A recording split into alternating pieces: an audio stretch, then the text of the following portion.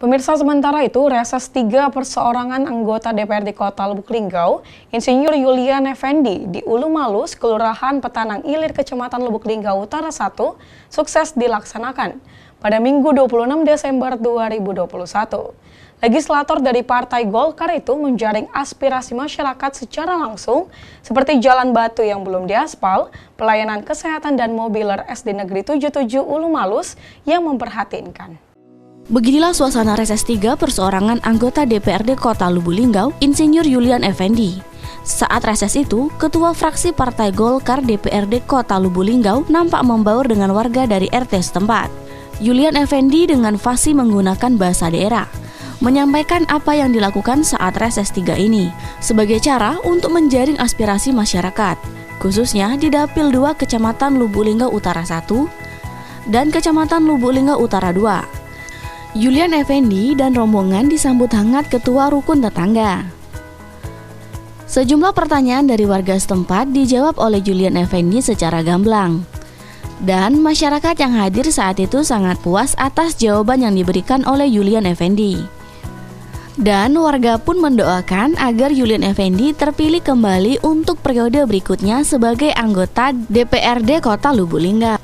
Karena mereka menilai sosok Yulian Effendi yang tak sungkan datang langsung menemui warga yang tinggal di pelosok Kota Lubuk Linggau.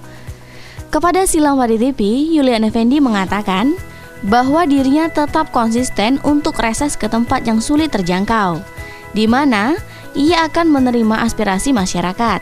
Yulian Effendi juga menyatakan jalan batu yang belum diaspal mudah-mudahan tahun depan akan diaspal, hingga memudahkan akses masyarakat Ulu Malus. Yulian Effendi menyatakan semua masukan akan diperjuangkan dan disampaikan ke OPD terkait, seperti masalah pelayanan kesehatan dan mobiler SDN Negeri 77 yang masih kurang dan memprihatinkan. Yang pertama saya ingin sampaikan bahwa saya tetap konsisten mengadakan reses di pinggiran-pinggiran kota, karena ini daerah yang jarang dijangkau oleh masyarakat, sehingga jika ada keluhan atau ada sesuatu yang mesti disampaikan seringkali tidak tersampaikan. Saya tetap konsisten. Yang kedua, dari masukan tadi, alhamdulillah jalan Malus sudah di aspal walaupun baru sebagian. Harapan kita tahun anggaran ini sisa jalan yang belum aspal bisa diaspal, sehingga masyarakat lebih cepat aksesnya untuk mencapai kota.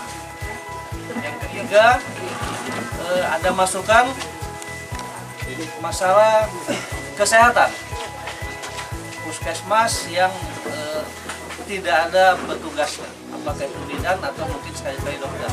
Dan sudah setahun terakhir ini di RT 06 ya, itu puskesmasnya tertutup.